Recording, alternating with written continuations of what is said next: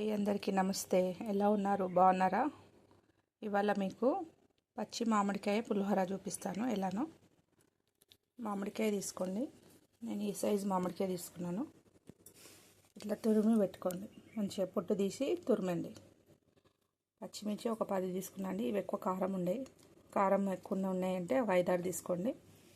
కరివేపాకు, ఇది ఎండుమిర్చి, సాల్ట్ మళ్ళీ వేసుకోండి. కొంచెం ఒక స్పూన్ తీసుకున్నాను. ఇది పసుపు కొంచెం, ఎందుకంటే ఎక్కువ వేయొద్దు పసుపు, లైట్ కలర్ ఉండాలి. ఏంటంటే శనగపప్పు, మినపప్పు పోపుకి, జీలకర్ర, ఆవాలు కొన్ని, ఇవి మిరియాలు, కొన్ని పల్లీలు. ప్రాసెస్ చేద్దాం ఎలా ఉంది. ఫ్రై పెట్టేసుకోండి. నేనైతే ఎక్కువ శాతం కుండలో చేస్తాను, మీకు చెప్పాను కదండి. నేను కుండ పెట్టుకున్నా. దీంట్లో ఆయిల్ పోసేసుకోండి. ఎంతంటే ఒక 3 స్పూన్స్ అట్లా. కొంచెం పులిహోర కాబట్టి కొంచెం ఎక్కువనే పడుతుంది. కొంచెం ఆయిల్ పోసుకొని ఆయిల్ వేడైపోయిందండి. ఫస్ట్ పల్లీలు వేసుకోండి, ఎందుకంటే అవన్నీ పోపు మాడిపోతాయి కాబట్టి ఫస్ట్ పల్లీలు కొంచెం రెడ్ అయినాక అన్నీ వేసుకుందాం. తర్వాత పల్లీలు వేస్తే పోపు మాడిపోతుందండి. ఫస్ట్ పల్లీలు వేసుకోవాలి. ఎప్పుడైనా పల్లీలు ఎర్రగైనాక పోపు వేస్తాం. పల్లీలు ఇంకా కొంచెం ఎక్కువ వేస్తే బాగుంటుందండి, కానీ మా పిల్లలు తినరు ఎక్కువ పల్లీలు, అందుకే కొన్ని వేసిన. ఇప్పుడు మినపప్పు, శనగపప్పు వేసేయండి. కొంచెం బ్రౌన్ కలర్ వస్తుంటుంది. జీలకర్ర, ఆవాలు, కొన్ని మెంతులు వేయాలండి, నేను చూపించలేదు. కొన్ని మెంతులు వేసేయండి. వేసేసి బాగా బ్రౌన్ కలర్ వచ్చే వరకు కలపండి. ఇప్పుడు ఎండుమిర్చి వేసేయండి లాస్ట్కు. ఇప్పుడు ఇట్లా పోపులు అన్నీ వేసినాక ఎండుమిర్చి వేయాలండి, ఎందుకంటే ఉట్టిగానే బ్లాక్ అయిపోతాయి మిర్చిలు. మరి బ్లాక్ అయితే టేస్ట్ ఉండదు. అందుకే కొంచెం లాస్ట్లో ఇట్లా ఇవన్నీ వేసినాక మిర్చి వేయండి, ఎండుమిర్చి. అది కొంచెం బ్రౌన్ కలర్ వస్తుంది కదండి. కొంచెం వేగినాక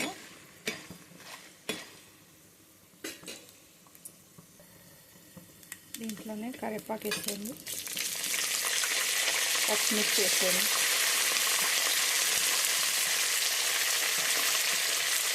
కొంచెం బ్రౌన్ కావాలి. దీంట్లోనే పసుపు వేసేయండి. ఇట్లా మామిడికాయ అది చేసుకుంటే మంచిది. చింతపండు ఎక్కువ తినొద్దు కూడా. దాని బదులు ఇట్లా మామిడికాయ సీజన్ వచ్చినప్పుడు ఇట్లా పులిహోర చేసి పెట్టండి. పచ్చి మామిడికాయ మంచిది, పిల్లలకు కూడా అందరికీ మంచిది. అప్పుడప్పుడు చేసుకోవాలి, ఇప్పుడు సీజన్ కదా. ఇప్పుడు దీంట్లోనే మామిడికాయ తురుము వేసేసేయండి. సాల్ట్ వేసేయండి. సాల్ట్ వేసి బాగా కలుపుతుంది. మరీ ఎక్కువసేపు పెట్టదండి మామిడికాయ తురుము వేసినాక. కొంచెం లైట్గా వేడి కావాలంటే, కొంచెం పచ్చిదనం ఉండాలి. అది కలిపేసినాక స్టవ్ ఆఫ్ చేసేయండి. రైస్ వేసేయండి. రైస్ వేసి ఎప్పుడైనా కదండి, రైస్ వేయంగానే కలపకండి, కొంతసేపు వదిలేసేయండి. అట్లనే వదిలేసినాక కొంచెం ఆరుతుంది కదా, ఆరినాక కలపాలి. ఇప్పుడే కలపొద్దు. కలిపితే ఏమవుతుందంటే రైస్ మెత్తగా ఉంటే ఇరిగిపోతుంది, కుళ్ళ రాదు. ఇట్లా కొంతసేపు ఇట్లా వదిలేసేయండి. ఇప్పుడు రైస్ కొంతసేపు వదిలేసినాం కదా, ఇప్పుడు కలపండి. మొత్తం మంచిగా కలిపేసేయండి.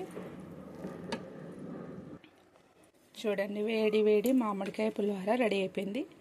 సాల్ట్ చూస్తున్నా, నేను కొంచెం తక్కువ ఉండండి వేసుకున్నా. మళ్ళీ నేను ఒక స్పూన్ సాల్ట్ వేసి ఉంటుంది కదా, సరిపోలేదు. కొంచెం వేసుకోండి మళ్ళీ మీరు సాల్ట్ చూసి. రెడీ అయిపోయింది. బౌల్లో షిఫ్ట్ చేద్దాము. వేడి పచ్చి మామిడికాయ పులిహోర రెడీ అయిపోయిందండి. టేస్ట్ ఎలా ఉందో చూద్దాం.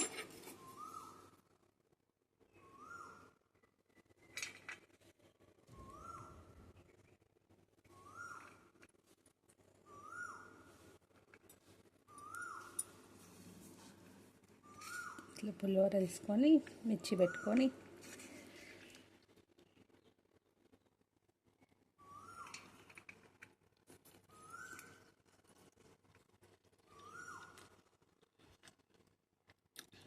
నిజంగా చెప్తున్నానండి, చాలా బాగుంది. పుల్ల పుల్లగా, కారం కారం, చాలా టేస్ట్గా ఉంది.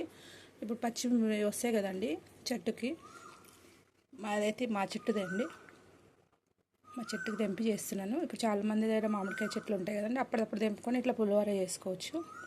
ఈజీ ప్రాసెస్, చూసారు కదా. మంచిది కూడా పచ్చి మామిడికాయ. చింతపండు అవి ఎక్కువ తినొద్దు కదండి. ఇట్లా ఇప్పుడు సీజన్ కాబట్టి చేసుకోండి అప్పుడప్పుడు మామిడికాయ. ఇది ఇందులో ఇంకా కొబ్బరి తురుము వేస్తే, పచ్చి కొబ్బరి ఇంకా బాగుంటుందండి. నా దగ్గర లేదు ఇప్పుడు. కొబ్బరి కూడా ఉంటే మీరు తురిమి వేసేసుకోండి, అందులో చాలా టేస్ట్ ఉంటుంది. మీకు నచ్చినట్టయితే లైక్ చేయండి, షేర్ చేయండి. నా ఛానల్ని సబ్స్క్రైబ్ చేయండి. ఫస్ట్ టైం చూస్తే లైక్ చేయండి, కామెంట్ పెట్టండి. Thank you so much. నమస్తే.